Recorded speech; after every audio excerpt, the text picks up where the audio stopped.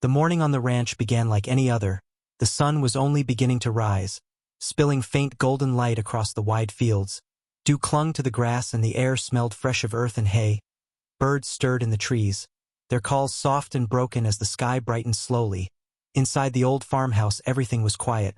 The wooden porch creaked slightly under the weight of the rocking chair where Grandpa sat each morning, sipping his first cup of strong coffee, his sharp eyes watching the land as if it spoke to him in ways no one else understood. His silence was steady and calm, the silence of a man who had lived too long to be startled by simple noises. But that calm was broken when the sound of a loud engine tore through the morning air.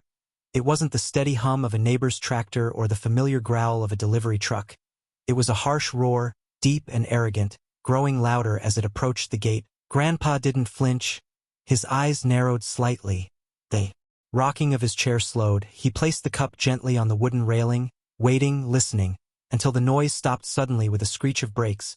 Dust rose in a heavy cloud near the front gate of the ranch. Out of the dust appeared a large black pickup truck, its paint dark and glossy but the kind of shine that came from cheap polish. Fake lights flickered red and blue across the top. The siren lights were too bright, too fast, the kind that could be bought at a roadside shop. The neighbors who lived closest to the ranch had already been drawn outside by the sound, their slippers crunching against gravel as they walked to the edge of their own fences, curiosity tugging them forward. They whispered quickly among themselves, "Who is that? Is that the police? Is something wrong at the ranch?" The truck parked boldly across the gate, blocking the wide wooden entrance as if it owned the place. The door swung open with a heavy slam, and out stepped a man in a uniform that at first glance looked official, but the longer one stared the stranger it appeared. The shirt was too loose. The badge hung crookedly on the chest. The patches were stitched poorly, shiny but cheap. His belt clattered with tools, a flashlight, a pair of handcuffs that gleamed too clean to be real. He carried a clipboard in one hand and a phone in the other, snapping pictures of the gate, the fence, even the barn in the distance, writing quickly as if he were making official notes. Grandpa leaned forward slightly, his sharp eyes scanning every detail, and with a faint curl of his lips he knew at once this man was no real officer. Still Grandpa said nothing. He only watched from his porch, his body still, his silence heavier than any shout. The neighbors gathered closer, whispering nervously. Some of them believed the show, their voices shaking. "Is that a cop? Why is he here?" Others were less certain. One old man muttered, "That badge doesn't look right." Another whispered, "Where are the plates? Look at the truck. It has no government tag." The fake officer walked boldly around, writing tickets, pinning one against the wooden post of the gate, then another on the fence rail. His voice loud as he spoke to himself, violations everywhere, illegal structures, trespassing livestock, unpermitted construction. His tone carried false authority but no weight. The neighbors shifted uncomfortably, unsure if they should step back or step closer, their eyes darting from the fake officer to Grandpa on the porch, and Grandpa remained as calm as the morning sky. He leaned back slowly in his chair, folded his hands across his chest, and simply kept watching. The fake officer continued his show, snapping photos of the mailbox, of the gravel road, even of Grandpa's old tractor parked near the barn. He scribbled furiously on his clipboard as if each mark gave him more power. Then he turned toward the crowd of neighbors who had gathered, his voice booming. "This property is in violation of multiple HOA regulations. The rules must be obeyed.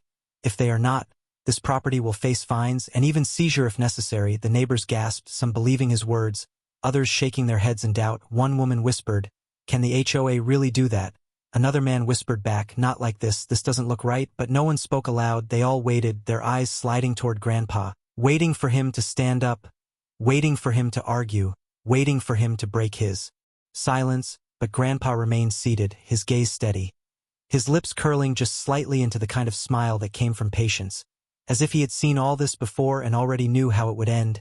Karen appeared then, walking quickly behind the truck, her face proud, her chin high, her sharp eyes darting at the neighbors. She raised her hand and announced loudly, "This is our officer. He is here to make sure the rules are followed. We are tired of this ranch ignoring our laws." The neighbors gasped louder, some clapped nervously, unsure if they should or not. Karen smirked, pointing toward the truck. "With him on our side, no one will dare defy us." Grandpa lifted his cup again, sipping calmly, his silence more powerful than Karen's shouting. His eyes gleamed as he set the cup down again, the faintest shake of his head making a few neighbors look twice, wondering why he seemed amused instead of afraid. The fake officer continued walking around, slapping tickets on random spots, snapping pictures of barn doors, water troughs, even the old windmill at the far end. Each click of his phone made the neighbors wince, their fear rising. But every time their eyes drifted back to Grandpa, and every time they saw that calm face, unbothered, patient, steady, they felt their doubt grow stronger. Maybe this man wasn't what Karen said he was. Maybe this wasn't real at all, and that suspicion was the first crack in the story Karen had tried to build. Grandpa leaned back again, in his chair, the wood creaking under his weight, his eyes never leaving the scene, and though he had spoken no words, his silence shouted louder than the roaring engine that still clicked and cooled at the gate, louder than the fake officer's barked commands, louder than Karen's proud voice.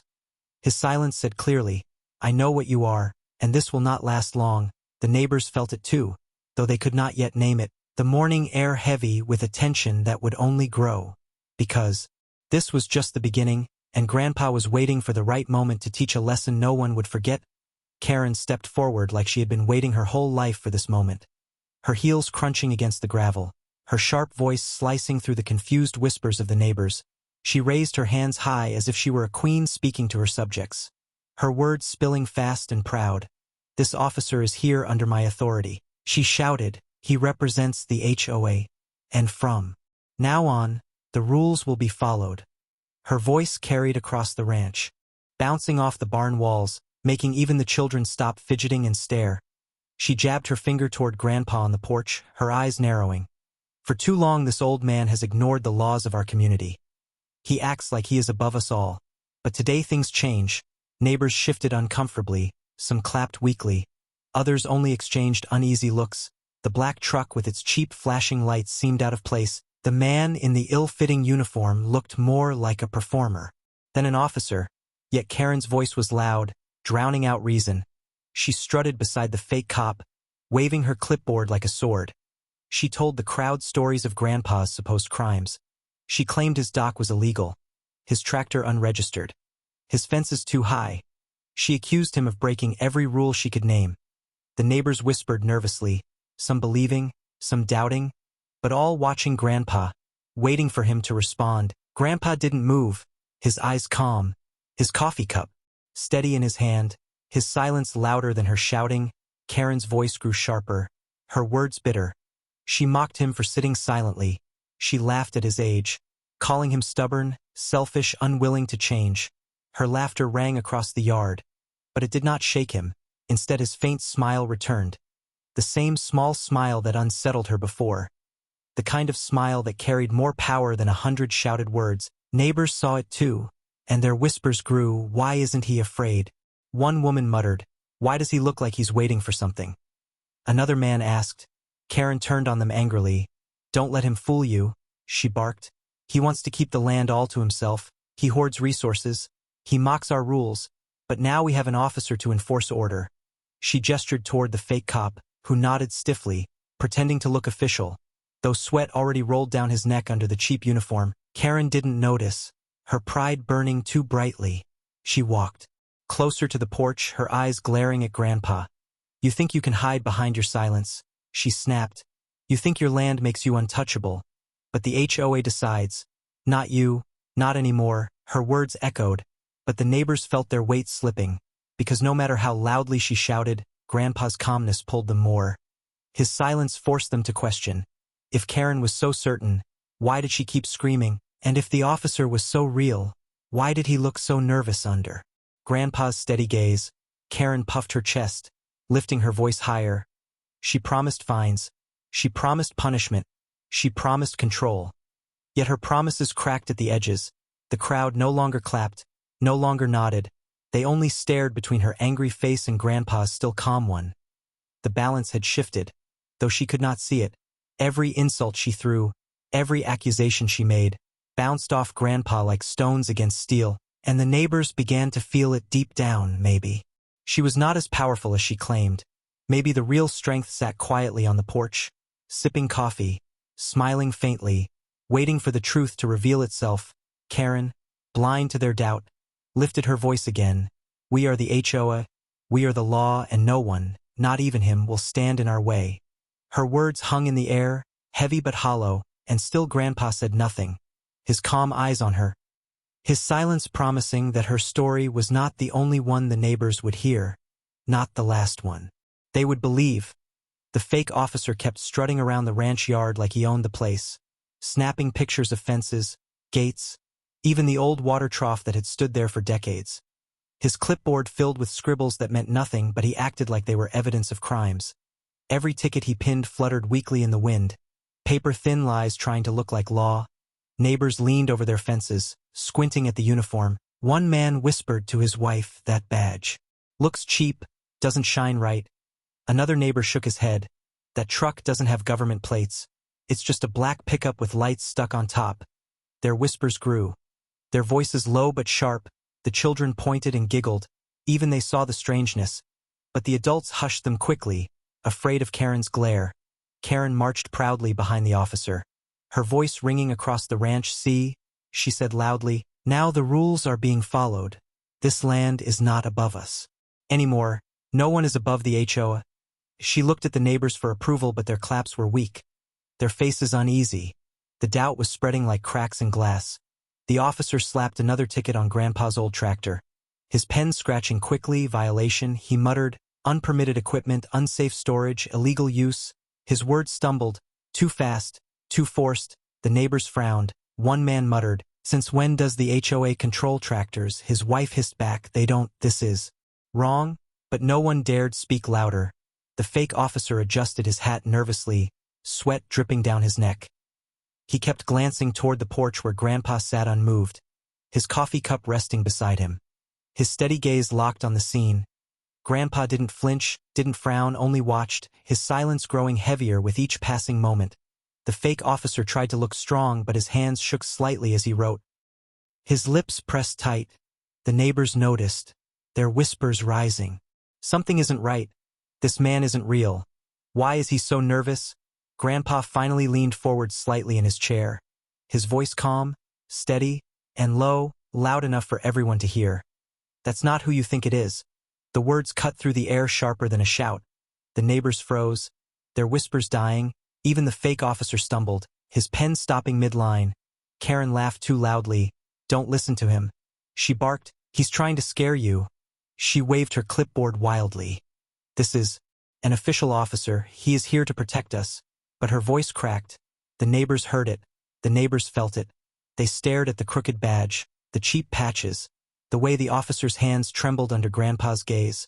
Suspicion burned hotter, spreading from one neighbor to another like a quiet fire. One woman whispered, "If he was real, why hasn't he shown ID?" Another man added, "Real cops don't need Karen to introduce them. They come with their own authority." Still Karen kept shouting, her voice rising with desperation. Rules must be obeyed. The HOA is the law. But the crowd's eyes betrayed doubt now, their glances shifting back and forth between her and the calm figure on the porch. Grandpa leaned back again, his faint smile curling as if he had been waiting for this moment. His silence louder than her noise, and though no one said it yet, they all felt it. The officer was fake, the badge was fake, the power was fake, and soon the truth would be too big to hide. Karen's face burned red as she saw the neighbors whispering, doubt spreading across the crowd like wildfire. Her proud smirk faltered for a second, but her pride wouldn't let her step back. She marched forward, her heels stomping against the dirt, her clipboard clutched tightly in her hand. She raised her voice higher than before. "If anyone here dares question this officer, you will regret it," she barked, her fingers stabbing at the neighbors one by one. "The officer has full authority to fine, to punish, and even to arrest." Her words hung heavy but shaky. The neighbors glanced at each other uneasily. Some shifted back, some frowned. None cheered. Karen's voice grew louder, almost desperate.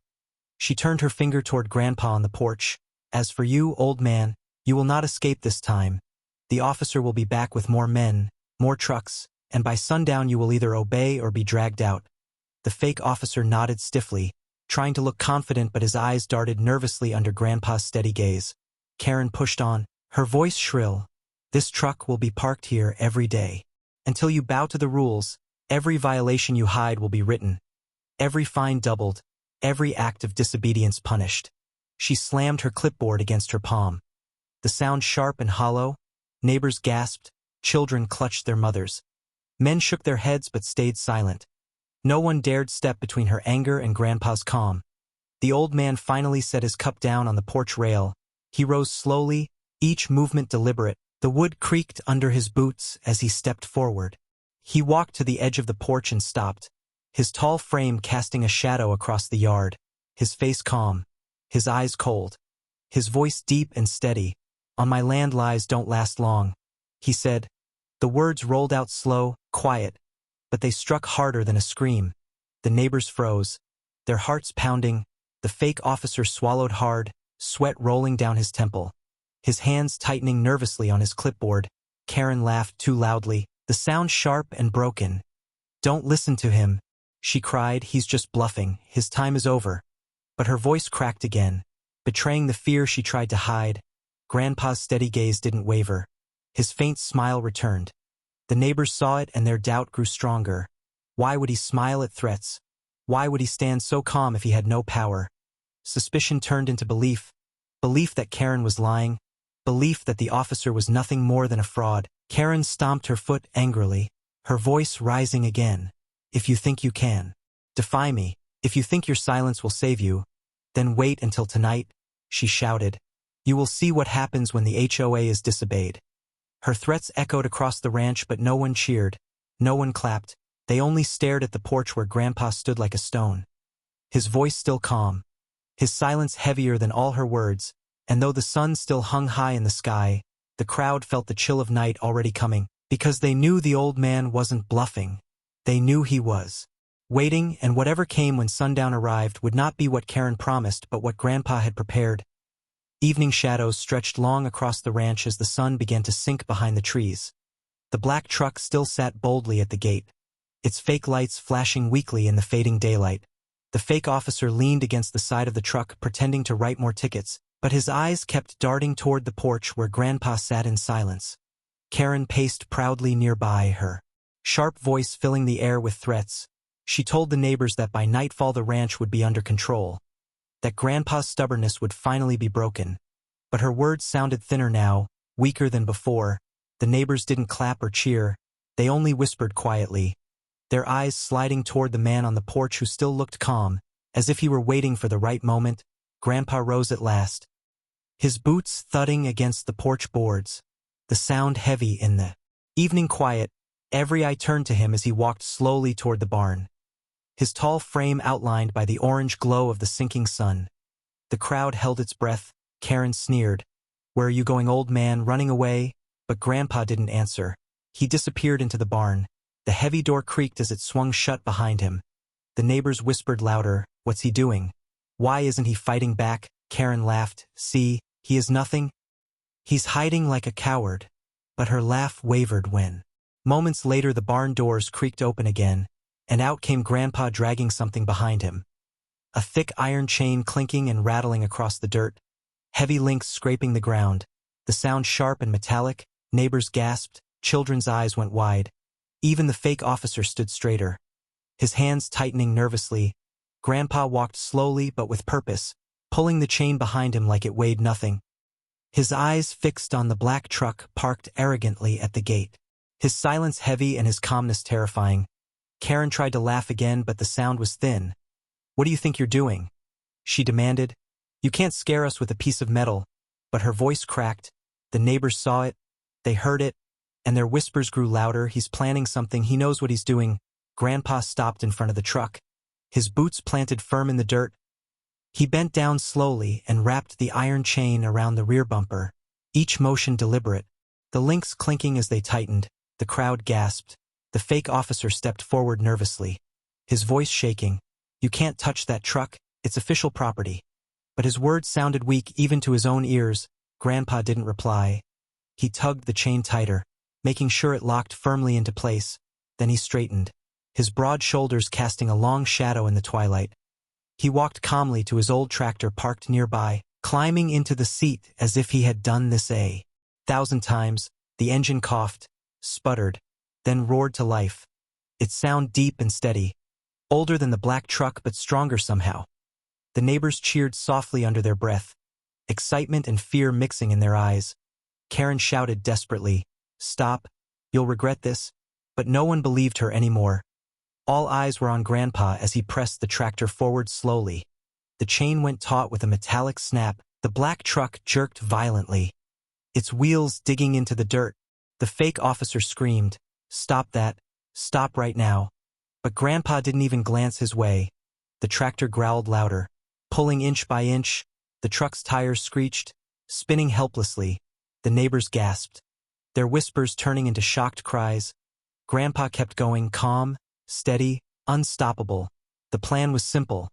The plan was brutal, and the plan was working. The truck that had come boldly to his land was now chained like a captured beast, dragged by the old man's will. And the neighbors knew this was only the beginning of the lesson Grandpa was about to teach.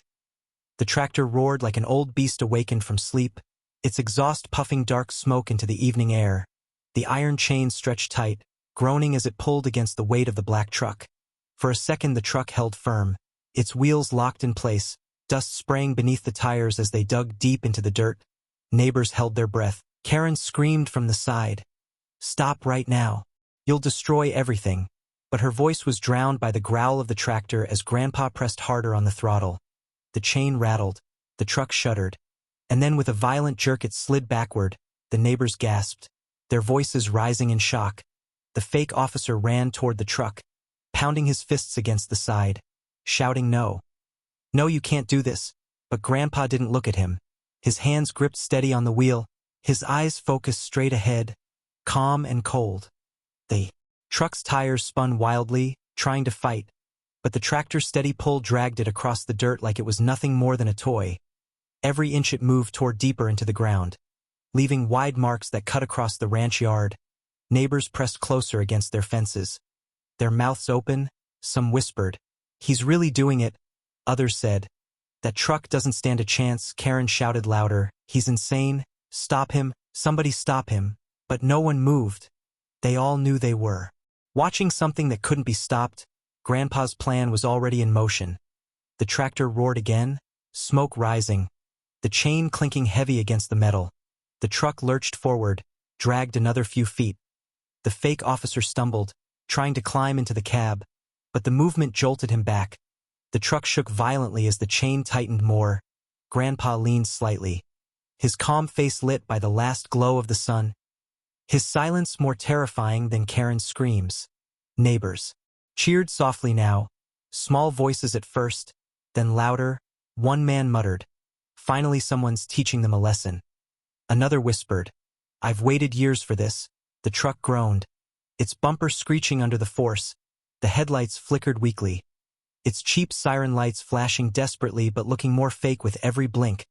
The tractor never slowed, its iron will pushing forward. The sound of metal scraping and tires screeching filled the air as the truck bounced against rocks and dirt clumps. Karen's face twisted in panic, her power slipping away with every foot the truck lost. She waved her arms wildly at the neighbors. "Don't just stand there, stop him." But no one moved. Not one person dared step between Grandpa and his target. The fake officer shouted louder, his voice breaking, "This is illegal. This is an attack." But no one believed him anymore. They saw the sweat on his face, the fear in his eyes, the cheap uniform clinging to him like a costume, and they knew he was no real cop. Grandpa's tractor dragged the truck further, inch by inch, foot by foot. The tires skidded, the chain rattled, the ground shook. The neighbors' gasps turned to awe. They had never seen such quiet strength before. An old man with a tractor pulling down the false power that had tried to control them. And as the truck slid closer to the edge of the property, everyone knew he wasn't going to stop. The dragging had only begun, and something far worse was waiting for that truck at the end of its path. The tractor roared steady as Grandpa pushed it forward. The chain clinked and rattled, stretched so tight it looked ready to snap. The black truck jolted violently as it slid farther across the dirt, its wheels spinning helplessly, mud flying behind. Neighbors pressed close against the fences, their eyes wide, their whispers rising like waves. Some shouted in shock, others cheered under their breath. Karen's voice cut through the noise, high and desperate. "Stop him, someone. Stop him." But no one moved. No one dared. They all stood frozen, watching the old man drag the false power across his own land. The fake officer ran beside the truck, his face red with panic, his arms flailing as he tried to climb inside, but the motion of the truck yanked him back. His fake badge clattered against his chest. The chain groaned louder, metal grinding. The truck lurched forward again, bouncing hard against the uneven ground, its bumper scraping, sparks flying briefly where it caught a stone. Karen screamed, "You'll pay for this. Do you hear me? The HOA will ruin you." But her words sounded hollow, drowned out by the roar of the tractor and the shouts of the neighbors. Grandpa's face remained calm, his hands steady on the wheel, his eyes fixed straight ahead, the path clear in his mind. He knew exactly where he was leading this truck, and the crowd began to realize it too. Whispers spread quickly. "He's dragging it to the creek.